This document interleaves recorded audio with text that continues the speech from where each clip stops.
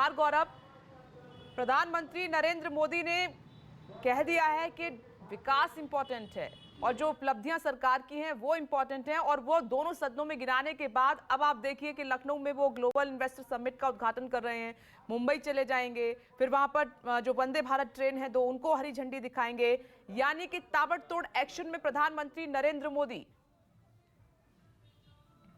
देखिए, बिल्कुल प्रधानमंत्री की जो छवि है, उन्होंने अपनी जो छवि बनाई है कम से कम पिछले 8-9 सालों में, और उससे पहले गुजरात में एक कर्मयोगी की छवि बनाई है, इसमें कोई दो राय नहीं है। कल जब जो सदन में उनका भाषण था, मोटे तौर पर ये समझिए कि इस बार विपक्ष भी पूरी तैयारी के साथ वेल प्लान्ड तरीके से उन्होंने प्रधानमंत्री मोदी पे हमला किया था, और well planned well prepared speech के जरिए प्रधानमंत्री नरेंद्र मोदी ने विपक्ष को धोया,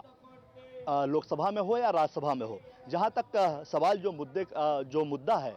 कि क्या उन्हीं के चेहरे पर उन्होंने अपने आप को चेहरा बना दिया 2024 का, कि उन्हीं के मुद्दा बना दिया अपने आप को। बिल्कुल, देखिए बीजेपी में दो लाइन है। 2007 के बाद, जब 2007 के विधानसभा चुनाव के बाद जब गुजरात से मोदी निकले और आगे आए, तो एक हिंदू हृदय सम्राट की उनकी छवि बनी, और उसी को बीजेपी ने कैश किया और उसको 2013 के आसपास केंद्रीय राजनीति में लेकर आए। जबकि वो गुजरात से आए थे, वो गांधी और पटेल का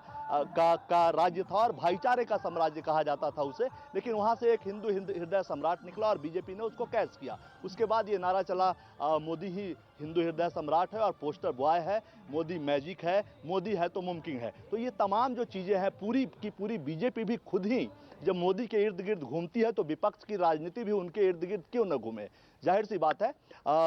आप राहुल गांधी का भाषण देखिए या फिर मल्लिकार्जुन खड़गे का भाषण देखिए, दोनों के राज्यसभा और लोकसभा दोनों में विपक्ष के भाषण में सीधे तौर पे मोदी पे अटैक था, प्रधानमंत्री मोदी पे अटैक था, और अदानी से कनेक्ट करते हुए वो अटैक था। लेकिन इन सारे आरोपों का जवाब अदानी का नाम लिए बगैर, राज्यसभा में तो भले ही उन्होंने मल्लिकार्जुन खड़गे का नाम लिया, दलित एंगल पे चर्चा करते हुए उन्होंने नाम लिया, लेकिन लोकसभा में राहुल गांधी का उन्होंने नाम नहीं लिया, लेकिन कटाक्ष करते रहे। तो ये जो दोनों सदनों में उनका भाषण था, वो कहीं ना कहीं सरकार की उपलब्धि और राष्ट्रपति के अभिभाषण से पर चर्चा से ज्यादा विपक्ष पर जो उन्होंने कटाक्ष किया, उसके लिए याद किया जाएगा। रही बात खुद को सेल्फ सेंट्रिक और खुद को मुद्दा बनाने की, तो जाहिर सी बात है, मोदी है तो मुमकिन है, ये लाइन बीजेपी की है, और बीजेपी भी जानती है कि मोदी के चेहरे के सहारे ही पूरी पार्टी पिछली 2014 के मुकाबले 2019 में ज्यादा बेहतर परिणाम लाई है, और आगे जितनी भी तैयारियां होती है, सबका चेहरा मोदी ही होते हैं। इवन राज्यों के चुनाव में भी प्रमुख चेहरा मोदी होता है। तो विपक्ष ने भी